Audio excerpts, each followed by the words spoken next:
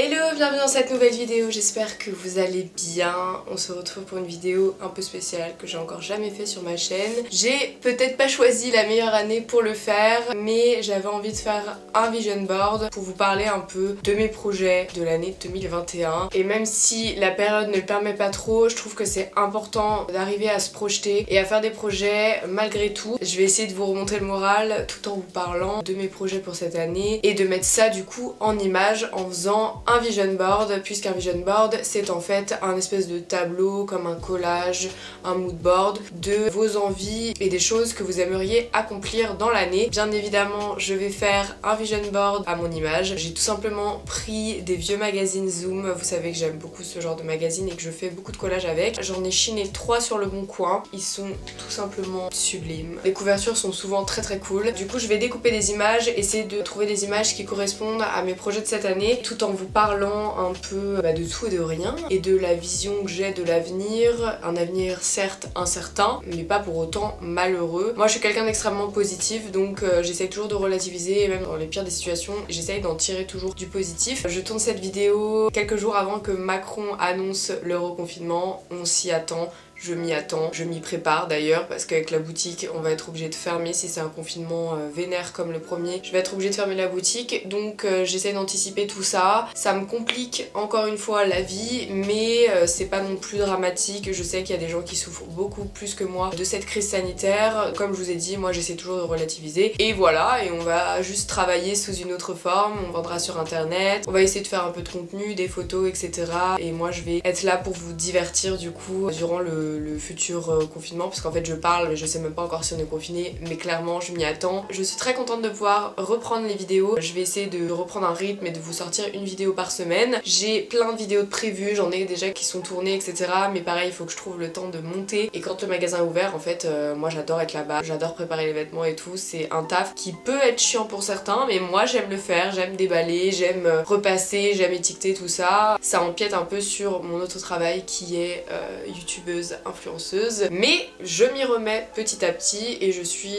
très contente de ça. Pour un vision board, je vous ai fait une petite sélection d'annonces que vous pouvez retrouver sur le Bon Coin, de petites choses sympas et pas très chères pour faire votre propre vision board. Je trouve que c'est plus original et ça permet de réutiliser des vieux magazines, donc je vous ai fait une sélection de jolis cadres et de jolis magazines que vous pouvez retrouver sur le Bon Coin. Pour trouver des magazines Zoom sur le Bon Coin, c'est simple, vous tapez magazine Zoom dans la barre d'infos ou vous tapez magazine ancien. Vous pouvez aussi taper magazine ancien en lot pour en avoir plusieurs. Vous avez énormément de choix. Et pour avoir un joli cadre pour une dizaine d'euros, il vous suffit de noter dans la barre de recherche cadre en bois pour affiche ou alors cadre doré ou encore tableau. Il vous suffit de scroller un maximum et n'hésitez pas à sélectionner aussi l'option livraison pour avoir plus de choix. J'aime beaucoup le Bon Coin, vous savez que je chine tout sur le Bon Coin. Mon canapé je l'ai chiné sur le Bon Coin aussi, enfin tout ce qui est là en fait j'ai chiné sur le Bon Coin. Donc voilà, c'est une plateforme que j'utilise pour à peu près tout. Donc je peux vous garantir que c'est sécurisé, les envois se font via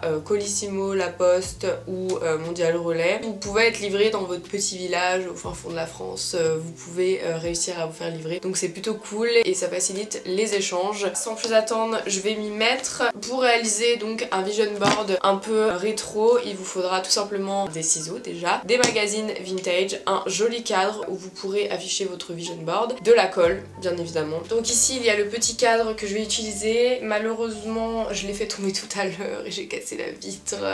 J'ai mis une lumière aussi entre temps, désolée si c'est un peu plus clair que tout à l'heure, que mon intro. En fait c'est un cadre assez joli, très simple, doré. Je vais faire mon collage ici. Moi j'adore travailler par terre, donc là je suis sur mon tapis. Je vais coller à même ce truc là hein. Voilà, la vitre cassée, je vais l'enlever, tac au tac.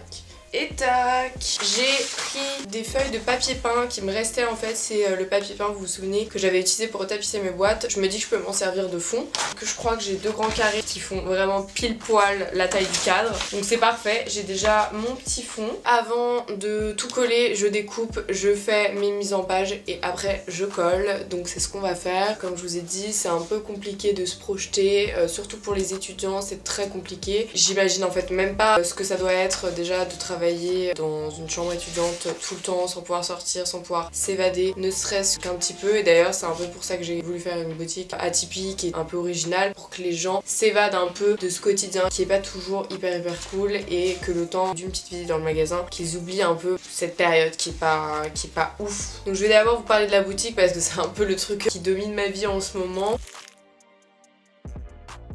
Si nous sommes reconfinés, j'aimerais énormément profiter de ce confinement pour aménager le bas et pouvoir du coup vous accueillir en bas, parce que pour l'instant c'est le chantier, c'est le stock, c'est le salon, etc. Mais je suis en train de voir pour potentiellement agrandir la boutique, de complètement aménager le bas et de faire un truc immense et encore plus poussé en termes de déco que ce qu'on a fait en haut. Donc là j'ai des idées tout simplement incroyables qui viennent. Il y aurait un espace pour que les gens puissent se prendre en photo, mais vraiment un truc de dingue. J'ai pas envie de trop en dire non plus, j'ai envie vraiment que ça fasse l'effet de surprise, parce que l'espace en bas il est tellement impressionnant en fait. Quand vous voyez la boutique en haut, on s'imagine pas du tout qu'il y a un aussi grand espace en bas, et j'ai vraiment envie de faire une déco qui claque, un truc de fou. Évidemment le magazine que je suis en train de lire c'est sur le sport, donc ça ne fait pas partie de mes résolutions en 2021. Oh là là, pas mal. Là j'ai trouvé une image qui pourrait symboliser la persévérance et le combat. C'est une image de Mohamed Ali et ça pourrait potentiellement matcher avec ce que j'ai envie de faire cette année, c'est-à-dire repousser les limites, persévérer, montrer que même dans les pires situations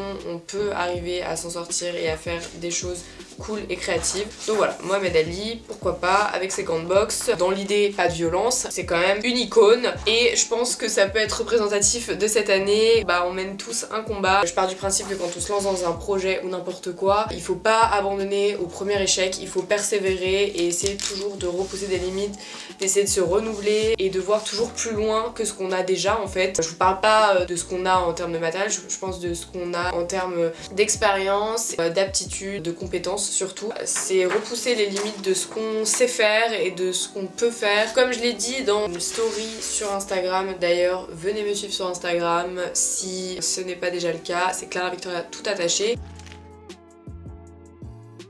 Là, on a une grosse caméra qui pourrait symboliser mon retour en force sur YouTube, parce que cette année, j'aimerais, comme je vous l'ai dit, vous sortir au moins une vidéo par semaine. J'ai vraiment envie de reprendre les vidéos. Les 3 derniers mois, j'ai sorti beaucoup moins de vidéos parce que j'avais pas du tout le temps et ça m'a beaucoup manqué et j'aimerais reprendre un rythme. Je me rends compte qu'en fait, là, ces 3 derniers mois, j'ai beaucoup moins posté, j'ai moins fait de vidéos, même si j'ai toujours autant d'idées, et j'ai fait des vidéos où il y avait des partenariats parce que évidemment, c'est grâce à ça que je gagne ma vie et c'est grâce à ça que j'ai pu lancer la boutique. Donc j'avais beaucoup de choses qui étaient déjà prévues à l'avance et avec tout mon travail j'ai privilégié en fait les vidéos où c'était des collaborations au lieu de privilégier mes vidéos plus perso. Je me rends compte que tout ça, ça me manque et j'aimerais me remettre à fond dans les vidéos YouTube et j'aimerais faire participer un peu tout le monde. Donc je pense que ça peut être très cool et si on est reconfiné, vous inquiétez pas, je vais m'y remettre beaucoup plus vite que prévu et j'espère que vous serez satisfait de mes futures vidéos parce que j'ai vraiment beaucoup d'idées, mais c'est juste que je manque de temps. En fait 24 heures dans une journée ça ne suffit pas. Par exemple, là j'ai une photo qui serait pour ma potentielle future salle de bain, puisque j'adorerais avoir une salle de bain avec des vieux éviers, des éviers art déco, un peu des années 40, 50. Tout ce que personne ne veut en fait actuellement, moi je le veux, donc ça me coûte 15 fois moins cher et je compte bien en trouver sur le bon coin pour une trentaine d'euros et faire une salle de bain absolument magnifique. Donc ce que j'aimerais faire et ce qui je pense sera une bonne série de vidéos, c'est retaper un appartement ancien avec que de la seconde main. Donc essayer de trouver des matériaux, des fins de stock, etc. Pour retaper l'appart, tout en chinant absolument tous les meubles, la cuisine aussi et tout ce qu'il faut pour la salle de bain sur le bon coin. Ça c'est je pense un beau défi à relever. J'adore retaper des choses à moindre coût en fait, je trouve que c'est un challenge. Voir le potentiel en certaines choses dont personne ne veut et en fait vous prouver que bah finalement c'est pas si mal. Donc voilà, ça c'est un de mes défis cette année. Mais bon, on est qu'en janvier, j'ai encore quelques mois devant moi avant de trouver l'appartement parfait, avant d'aller voir les banques, négocier, faire des prêts, blablabla. Moi j'ai encore la chance de pouvoir me projeter et de pouvoir me dire je vais potentiellement acheter un appartement. J'aimerais aussi, plutôt que d'acheter dans les supermarchés, là j'en ai marre, je trouve qu'il y a trop d'emballage partout. Mais bizarrement le vrac c'est super cher en fait. Si vous connaissez des très bons magasins de vrac à Paris qui sont pas excessifs, je vous invite à me les mettre en commentaire, ce serait super cool. Je sais qu'il y en a un dans la rue de la friperie justement, mais ça reste un peu cher quand même, on va pas se mentir. Quand je vous parlais de compétences, j'aimerais cocher la case compétences cuisine parce qu'en fait je suis très nulle en cuisine. Je prends pas plaisir à cuisiner et j'aimerais que ça devienne un plaisir de cuisiner. Par exemple mon copain lui il adore cuisiner, il prend plaisir à cuisiner, je ne comprends pas. J'aimerais que ça devienne pareil pour moi, j'aimerais prendre plaisir à faire des petits plats, à essayer des choses. Alors j'adore faire des gâteaux, tout ça. Ceux qui vivent à Paris savent, quand t'as une toute petite cuisine en fait et que t'as pas de place pour cuisiner, t'as un mini four tout pourri, c'est pénible en fait et ça donne pas envie de cuisiner. Quand t'as une belle cuisine équipée et tout, là je pense que ça peut te donner envie de faire des bons petits plats. Sinon cette année, toujours consommer encore plus de seconde main, hein. Je le fais déjà beaucoup. Je vais écrire aussi des petites choses sur mon moodboard, peut-être quelque chose de motivant pour mettre tout ça en image, mais aussi à avoir des mots clés, des mots forts. Ça peut être cool.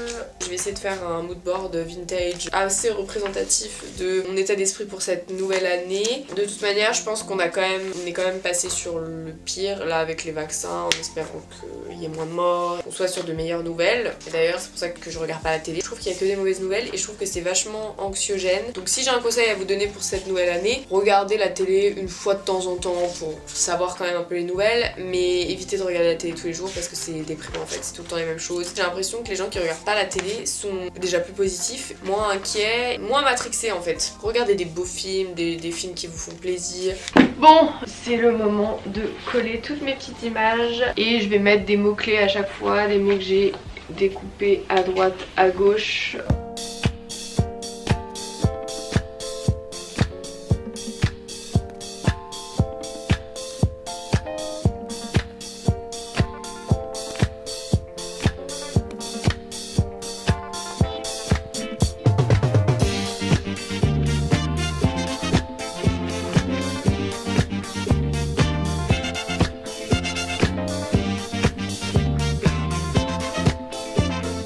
On est sur la partie la plus difficile, c'est-à-dire l'agencement des photos, tout ça. Il y en a en fait qui me plaisent pas trop, qui vont pas avec le reste. Le but c'est quand même de faire quelque chose d'homogène. Du coup voilà, j'essaye de voir comment je pourrais organiser tout ça. C'est compliqué.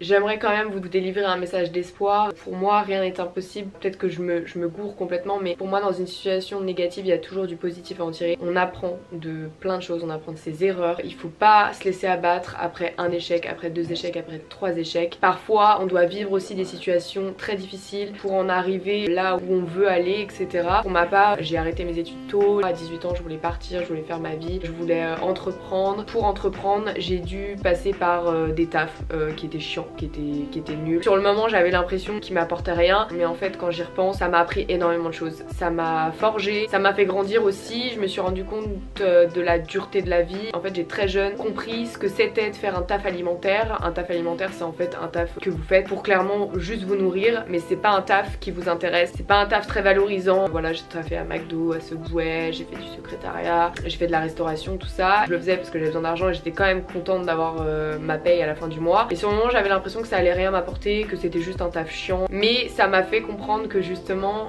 j'avais pas envie de ça. Je payais mon loyer à côté de mes études et j'ai vite compris que c'était très difficile et que c'était voire même impossible. Donc je compatis avec tous ceux qui ont fait des prêts étudiants parce que moi-même j'ai fait un prêt étudiant et ça m'a quand même pas empêché de devoir travailler à côté des cours. Tout ça pour dire que je regrette pas du tout d'en être passée par là, etc.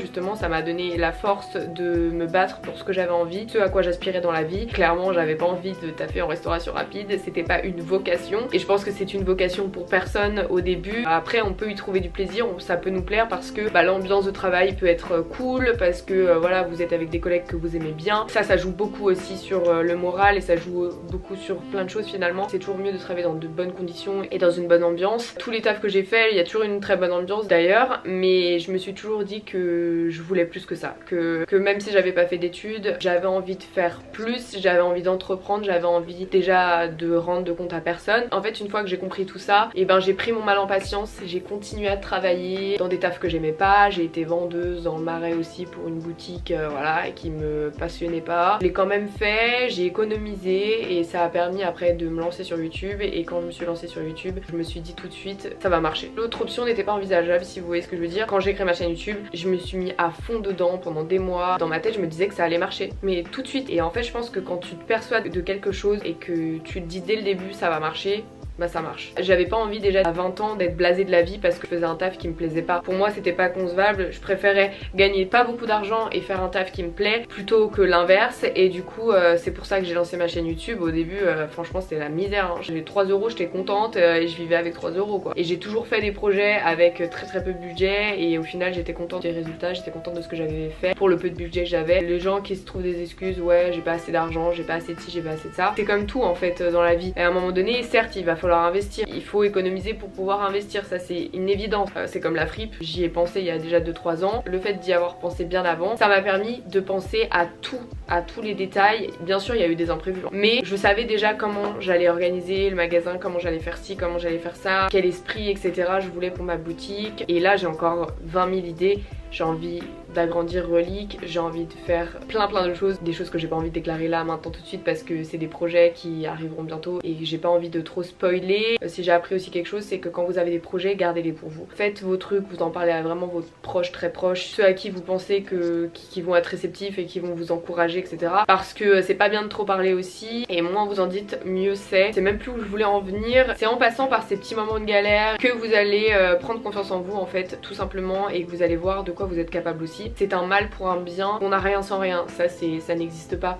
À part si vous avez des parents blindés d'argent. Et d'ailleurs ça devrait être une source d'inspiration plutôt de pointer les gens qui réussissent. Il faudrait plutôt s'en inspirer, parce qu'en France c'est vrai qu'on a cette tendance là à pointer les gens du doigt. Ouais elle a réussi, ouais elle est blindée de thunes, ouais si, ouais ça. Déjà vous en savez rien, enfin l'argent on le vole pas hein. En général on travaille pour l'avoir et avec cet argent là bah on investit, on fait autre chose etc etc. Là je sais que la période elle est un peu compliquée donc tout le monde est au plus bas, je suis d'accord, mais ça devrait pas quand même vous empêcher de penser à votre avenir. Et même si l'avenir il est incertain, mais incertain pour tout le monde, moi mon avenir il est incertain aussi hein. Demain crise économique, bam ça fait comme la Grèce, les banques plus d'argent, moi mon argent disparu, envolé, et tout ce que j'ai fait jusqu'à maintenant bah ça n'aura servi à rien entre guillemets. On est en janvier et je sais que là on va sûrement avoir des mauvaises nouvelles pour le début d'année, mais ça ne doit pas vous empêcher de faire votre petit bout de chemin, et ça ne doit pas vous empêcher de faire vos projets même si ça va pas se réaliser comme ça dans l'immédiat.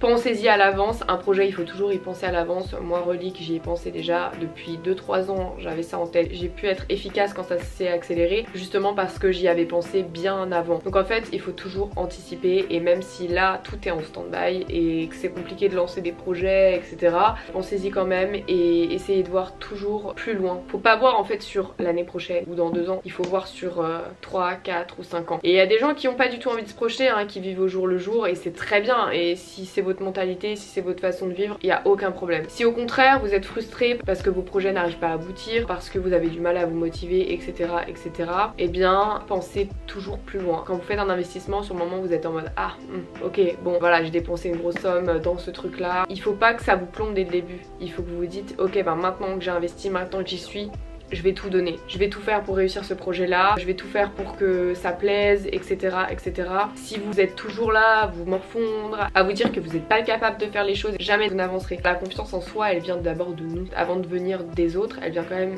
déjà de nous. Les gens peuvent réussir à nous donner confiance en nous, mais franchement je vais pas vous mentir, il faut que ça vienne de vous aussi. Essayez de trouver vos qualités, essayez de trouver ce qui fait que vous êtes vous et de vous focaliser sur vos aspects positifs, vous focaliser sur ce que vous savez faire pour potentiellement imaginer votre futur et faire en conséquence. Rien n'est impossible, même si la situation est très compliquée. Je pense que rien n'est quand même impossible, à part peut-être ouvrir un restaurant. Dites-vous que ça vous laisse plus de temps pour peaufiner vos projets d'avenir. Quand je regarde en arrière des 5 dernières années que j'ai vécues, j'ai l'impression que tout s'est fait très vite et en même temps pas tant que ça, parce que moi j'avais l'impression que c'était lent sur le moment. Quand je faisais quelque chose et que je voyais pas tout de suite le résultat, j'avais l'impression que ça mettait des années avant d'aboutir. Quand je fais le chemin inverse, je me dis que finalement tout s'est enchaîné très vite et je pense que c'est que le début. Je l'espère en tout cas, je l'espère pour vous. Motivez-vous, cultivez-vous, voilà. Je vous fais de gros bisous, à très vite pour une prochaine vidéo. Je vous mets en description d'ailleurs ma boutique Le Bon Coin où j'ai remis des choses si jamais ça vous intéresse. Je vous embrasse, bisous.